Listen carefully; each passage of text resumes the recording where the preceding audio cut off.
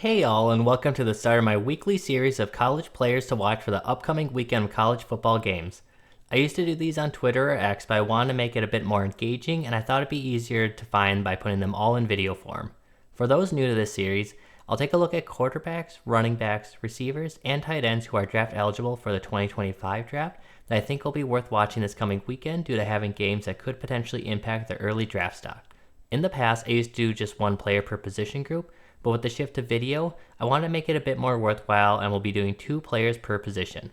Also, with this being a weekly series and with my shift in video schedule, I plan to continue releasing these on Fridays, so make sure to subscribe to catch them before the weekend. With all the housekeeping stuff out of the way, let's get started and go through what players would be worth watching this weekend. Starting out this list at quarterback, we have one of the most likely risers this season, Connor Weigman out of Texas A&M. I personally had Weigman as my QB5 in my 2025 Summer Scouting series on this channel, which, quick plug, you can go check out that and my rankings in the playlist on the channel. But back to the point of this video, I felt I was pretty high on Weigman given his limited playing time. However, I've seen a number of people who are even higher on him, and some even pushing him all the way to their QB1. Now, I'm not comfortable with that high of a projection for him just yet, since I want to see how he plays for a full season first. But I can definitely understand where people are coming from, since he has a good arm, efficient release, and rushing upside to make him a complete starter for an NFL team. The big thing for Weigman is that he'll need to prove he can read a defense throughout the course of an entire season, and of course he'll need to stay healthy as well for the whole season. Flashes and potential are great, but if he can't stay healthy, a team won't feel comfortable trusting him as their long-term plan at quarterback. With a lot of potential and a fresh start for the season, I'm excited to see if Weigman can match the hype he's been receiving and be this year's big riser at quarterback. With a primetime matchup against Notre Dame on Saturday, his rise could start early in the season. For the other quarterback, we have another player that a lot of people have as their big riser for this coming season in Garrett Nussmeier from LSU. Nussmeier was stuck behind Jalen Daniels the last 2 seasons, but really impressed as a starter in the team's bowl game last year against Wisconsin. We have a very limited sample size outside of cleanup duty at the end of games and that bowl game, but his performance left a lot of people hopeful for what we'll see this coming season. Now, I wasn't as high on him as others, and still need to see a lot more from him before having him ahead of the other established quarterbacks. However, just like Weigman having a chance to establish himself this season, Nussmeier is going into a situation to prove he's a capable starter. Though the LSU offense lost both Malik Neighbors and Brian Thomas Jr. in last year's draft, they still have a strong O-line for Nussmeier, which will be crucial with his limitations as a pocket passer. I like to see if Nussmeier has the nuances of a pocket passer down, like looking off defenders, having good pre-snap reads, and protecting the balls, as these will be things NFL teams look for next spring. If he's able to do all that throughout the season and starting this Sunday on primetime against USC, he'll likely be a name that will continue to get buzz throughout the season. Going to running backs, with the high number of transfers in college football these days, it's only natural I'll be interested to see how new Miami Hurricanes running back Damien Martinez does in the Canes season opener. I really like Damien Martinez for my summer scouting, but with his limited experience helping on passing downs, he fell to my RB11 in this deep running back class. With an offseason to hopefully focus his efforts on the passing game, I'm hoping he can show a more balanced skill set as he has mostly looked like a 2-down back throughout his college career. Now, he's a very strong runner and a strong 2-down back, but those types of backs can only fit into so many NFL offenses and often limit the back's draft capital. So proving he can handle more receiving work could be essential to help secure day 2 draft capital in this deep running back class. While I'm interested to see how Miami looks as a whole with Cam Ward joining the team with Martinez, I'm mostly interested to see what type of player Martinez is and what Miami asks of him. If he can put up a good Week 1 performance against a good Florida team on Saturday at 3:30 p.m. Eastern, he could be on his way to being a safe name to have near the top of a lot of people's running back rankings for the next year's draft. The other running back that I'll be watching who I don't think will be on too many other people's radar is Buckley out of Western Michigan. Buckley is a back I wanted to have higher on my summer rankings thanks to his big playability, but I just wanted to see more from him as a complete back, as he had too many drops and really struggled in pass protection even against lesser competition. Pass protection, even receiving ability, often takes time for some backs to develop, and sometimes they just need the experience and reps to develop that, so I'm hoping that will be the case for Buckley and he'll show that he can bring his dynamic playmaking ability to the pass game. If he can do that, I think he could become a big-time sleeper who will slowly rise throughout the season and could explode if he gets invited to the combine and has great athletic testing. Now, I'll be watching Buckley regardless as a Badgers fan, but I'll be very interested to see how he holds up in one of Western Michigan's toughest matchups of the season on Friday at 8 p.m. If he can hold up against better competition against Wisconsin and is capable of repeating that against Ohio State the following weekend, he could start to turn some heads and get some serious attention from evaluators. Going into wide receivers, I'll be very interested to see how Emeka Egbuka is used by Ohio State. Last year, Egbuka had a mostly lost season due to injury and has been playing out of the slot and no more than the receiver 2 for the team for the majority of his college career.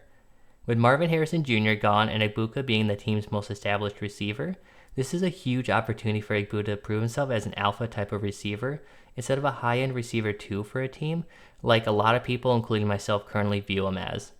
Now, being a high-end receiver 2 isn't bad by any means, and NFL teams will definitely value that, but it's just not a guarantee that teams will value that possible capped upside enough to take him on day one. So getting the chance to prove he can handle being the go-to target for a team and being the focal point of a passing offense will be huge for him. Barring an upset or surprise close game, I would only expect to see Egbuka for potentially maybe half of the game on Saturday at Akron at 3:30 p.m. Eastern, but during that one half of playing time, I'll be keeping a close eye on where he lines up and how Ohio State uses him. If he does get more reps outside, I'll be very interested to see him in teams' tougher matchups later in the season. The other receiver I'll be watching with a much more difficult matchup will be Tory Horton from Colorado State. Last season, Horton had a little bit of buzz going into the season, but started to get some serious attention as the season went along.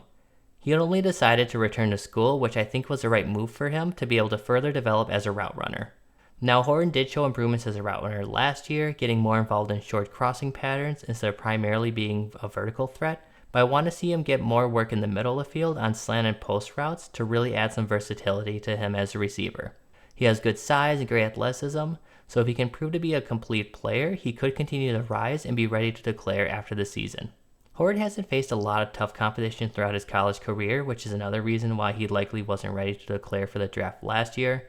However, both him and Colorado State will have one of their hardest tests of the past few years, going to play at Texas on Saturday at 3:30 p.m. Eastern. Just as Horton started to get some traction after his strong game against Colorado last year, he could start to turn some heads if he produces against a likely playoff team to start the season. If nothing else, I'll be interested to see how much further along he's come as a route runner. Finishing things out with tight ends, I'll be interested in watching Tyler Warren from Penn State, who I think will become one of the most polarizing tight end prospects in next year's draft cycle. If you happen to watch Warren or are watching the video and not an audio listener, you'll likely know why by seeing his high number of drops that he had last year. Now, Warren isn't incapable of catching the ball and actually had some really tough catches last year, but he also had some drops that were really hard to watch last year. He did that as a co-star with Theo Johnson last year, so now I'll be interested to see how he handles being the lead tight end for the team. Warren's athleticism is unquestionable, so if he can show more consistent hands as a top tight end for the team, he will be ascending up draft boards. However, if we see drops start to show their head in week 1, I'm scared that we'll see this as a trend and it will continue throughout the season, and a team may need to be willing to live with his drops, like teams are willing to live with drops that Eric Ebron had when he was in the league. While it isn't a tough matchup, I'll be interested in watching Warren against West Virginia at 12 p.m. Eastern on Saturday to see how he handles both lead duties and also just how he simply handles catching the ball this year.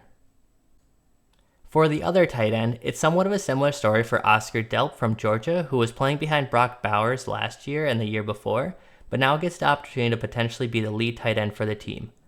I almost considered having Benjamin Urasek here with him transferring from Stanford, but we've seen a fair amount of Urasek as a lead tight end, but we haven't gotten a chance to see much of Delp due to Bowers being ahead of him.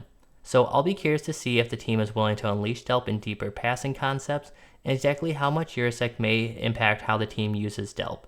If Delp's primarily used as an inline player, he could have a hard time proving his ability as a receiver. However, if he gets the Bowers slot role and usage, he could hit the ground running and rise up to be the possible top tight end of this class thanks to his build and athleticism. With a tough matchup against Clemson on Saturday at 12 p.m. Eastern, Georgia won't be able to get too cute and will likely have to show their hand of how they plan to deploy both Delp and Urasek this season. So I'll be interested to see how the team uses both of them and if Delp is able to start ascending as a top prospect. And that does it for the players for week 1. With all the games starting this weekend, there will definitely be players that I missed that are worth watching, so let me know in the comments or on Twitter or X at Backseat Scout who you'll be watching this weekend. As I mentioned before, this will be a weekly series for me going forward for the college football season, so be sure to subscribe to not miss any of the future week's videos. While you're at it, like the video as it would help the channel and this series grow thanks to you. As usual, you can always check out Fantasy Trading Room as I'm a contributor for the NFL, Dynasty, and Fantasy pages there, and you can also follow me on Twitter and Reddit. Thank you all and see you all next time.